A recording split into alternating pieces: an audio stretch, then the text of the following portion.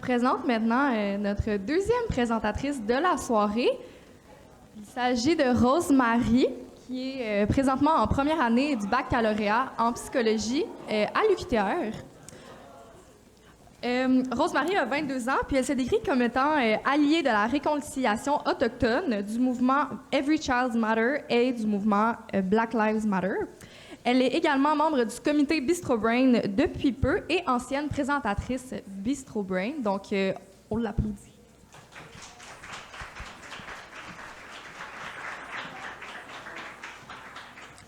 Je ferai juste un petit rappel là, avant que la présentation commence par rapport à nos présentateurs qui présentent de façon bénévole et super gentiment. Fait que juste garder le respect là, puis parler à voix basse ou ne pas parler, s'il vous plaît. Merci. Bonsoir. J'espère que ça va bien.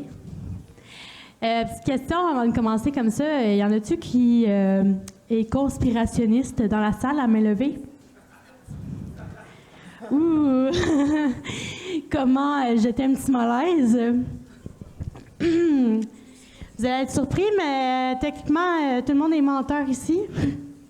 Parce qu'on a un 6% des Québécois qui sont conspirationnistes. Fait qu'on a au moins 6 personnes sur 10 ici qui ont des pensées conspirationnistes. Qu'est-ce que c'est le conspirationniste? Le conspirationniste, c'est une personne ou un groupe de personnes qui sont convaincus et qui essaient de convaincre les gens qu'il y a une organisation qui nous gouverne ou bien des gens qui ont de l'argent qui en fait contrôlent nos pensées en gardant des informations secrètes pour eux. Le genre de théorie qu'on peut avoir là-dessus, c'est par exemple aux États-Unis, il y a un groupe de personnes qui croient que les oiseaux, ça n'existe juste pas. C'est tout en fait des drones inventés par le gouvernement pour mieux nous surveiller. On se demande qu'est-ce que c'est une dinde ou bien du poulet rendu là. Ensuite, un beau classique, on a Walt Disney qui se serait fait congeler dans le but de se faire décongeler à un moment donné, quand que la technologie va être assez avancée, dans le but de rester immortel. Mais là, plus récemment, en fait, cette théorie-là va encore plus loin, parce que le film Frozen aurait été inventé non pour amuser les enfants, mais pour brouiller l'algorithme de Google pour nous empêcher de faire des recherches sur la congélation de Walt Disney. Donc, c'était des petites théories d'exemples, de conspirationnistes qu'on aurait pu avoir. Pourquoi est-ce que les gens ont des pensées conspirationnistes? En fait, on est tous un peu conspirationnistes, même si on ne rentre pas dans le 6%. Pourquoi? Parce que dans le fond,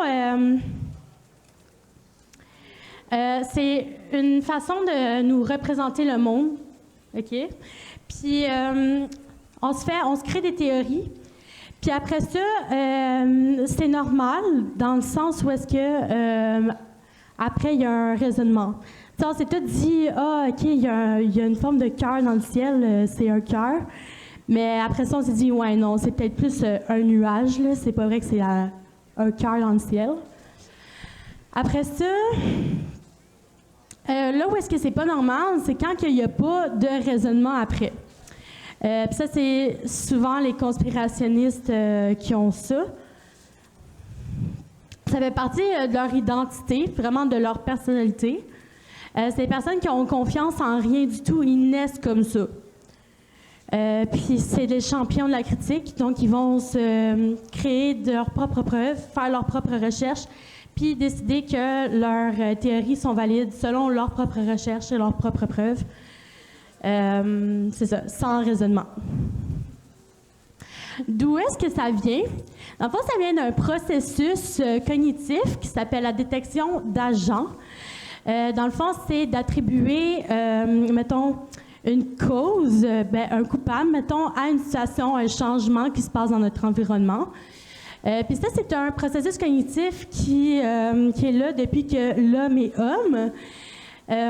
Puis ça nous a aidés pendant notre évolution à survivre. Pendant la Oups, excusez. Puis, dans le fond, ouais, c'est ça. Par exemple, pendant la pandémie, on a eu des gens qui ont mis la faute de la COVID-19 sur, mettons, Bill Gates, c'est lui qui aurait inventé la COVID-19, ou bien encore le gouvernement qui aurait voulu inventer nous implanter la 5G avec le vaccin. Donc, c'est ça. Fait qu'on attribue un agent à une cause, genre un changement dans notre environnement, qui était la COVID. Donc, voilà. Pour le phénomène collectif, en psychologie sociale, on a découvert que, dans le fond, tu sais, quand que les gens ils se regroupent pour avoir comme un groupe de personnes qui croient en la même théorie puis qui essaient de promouvoir ça puis de convaincre les gens que c'est leur théorie qui est bonne, c'est que dans le fond, ça part d'un sentiment collectif de peur et d'angoisse qui fait en sorte qu'ils vont développer des théories conspirationnistes. Et c'est avec ce sentiment de peur et d'angoisse-là qu'ils vont embarquer d'autres gens dans leur théorie. Voilà.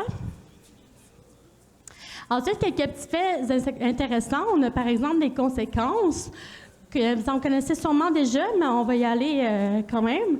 On a par exemple des conséquences sociales. Par exemple, comme qu'on a vu pendant la pandémie, on a eu la ségrégation en ceux qui étaient conspirationnistes versus ceux qui n'étaient pas conspirationnistes.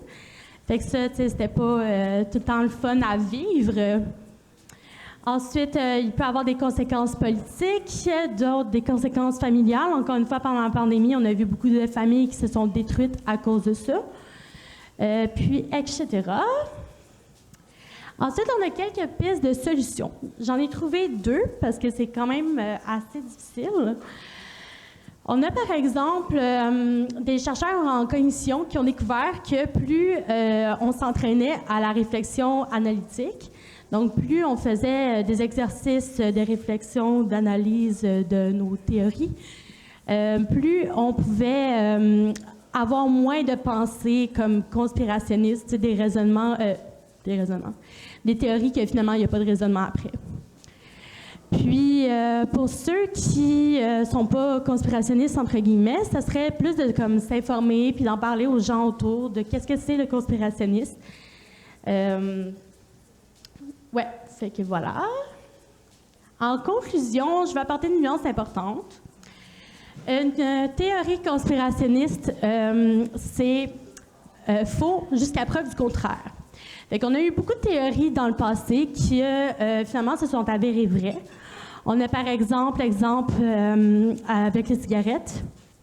Il y a eu un moment dans l'histoire où est-ce que les scientifiques disaient que c'était bon pour la santé, que ça donnait pas de maux de gorge, ça donnait pas le cancer.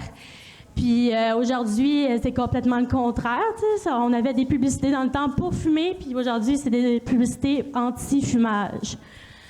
Donc, voilà. Ensuite, on a bien évidemment Snowden avec la surveillance de masse, donc du gouvernement des États-Unis, qui avec la CIA, je crois, NSA, en tout cas, un de ces organisations-là qui fait de la surveillance de masse au niveau international. Petit plus, pour ceux qui s'intéressent en fait au conspirationnisme, on a David Morin et Marie-Ève Carignan qui ont fait une grosse recherche là-dessus. C'est des chercheurs en sociaux, je crois, communication. Puis, ouais, c'est ça. Donc, en fait, ils ont fait un livre aussi qui est sorti il y a pas longtemps, qui s'appelle « Mon frère est complotiste ». Puis, comme vous pouvez voir, il explique comment rétablir le lien social et le dialogue social. Puis, David Morin a aussi passé sur Bistro Brain pour quelques temps. Fait que si vous voulez aller voir de quoi ça avait l'air, sa présentation, vous pouvez aller faire un petit tour sur YouTube. C'est quand même très intéressant. Donc voilà, merci de votre attention. Est-ce qu'on a des questions?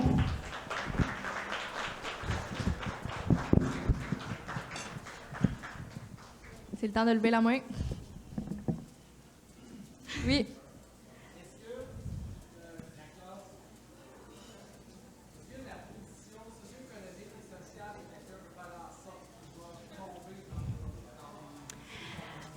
Oups, 2 petites secondes. OK. La question était, est-ce que la position socio-économique et sociale pouvait faire en sorte que les gens sont plus attirés vers le conspirationnisme? Je pense que tout le monde a un peu la réponse à la question. Par rapport à ce qui s'est passé pendant la pandémie, on s'est rendu compte qu'il y avait des gens qui étaient plus proches de nous qui avaient des pensées plus conspirationnistes que d'autres. Puis, non, en fait, c'est ça, les études faites pendant la pandémie, surtout, là, ils tentent à montrer que, non, que tu sois, super riche, que tu sois avocat, mettons, puis que tu as une grosse maison, puis tout, puis que tu as un bon cercle social, ou que tu sois Jean-Guy, qui habite en campagne, puis qui vit sur le bien-être social, ça ne change rien.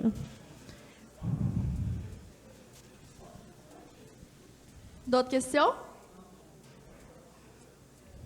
Oui.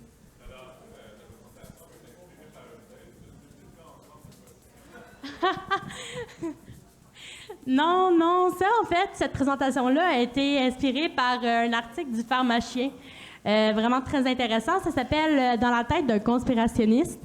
Puis, il y a beaucoup de trucs que j'ai dit ce soir qui sortaient de là. Je conseille d'aller lire, là, c'est vraiment quand même très drôle, puis ça nous informe vraiment beaucoup sur la chose. Merci, Rosemary.